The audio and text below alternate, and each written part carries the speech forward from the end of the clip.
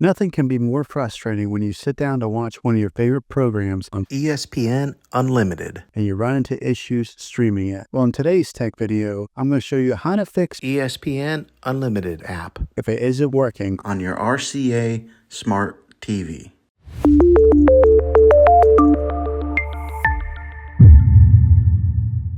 Let's see if we can fix your problems and get your ESPN Unlimited app. back up and running as quickly as possible. The first one, it's the easiest one to try, and that's to unplug your TV from the wall outlet and wait 60 seconds. Now, don't be impatient here.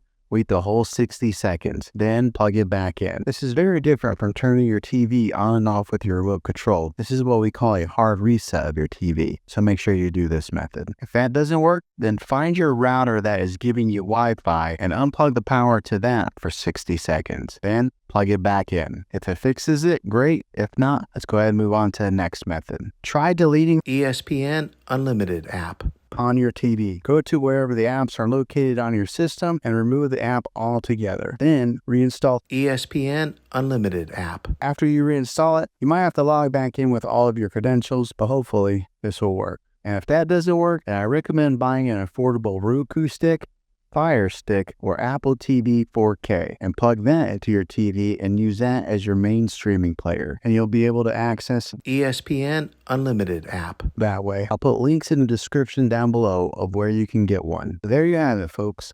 If this video was helpful, go ahead and click a thumbs up on it. Go ahead and subscribe to my channel. I make tech videos all the time, and I would love to have you back in the next one. Take care.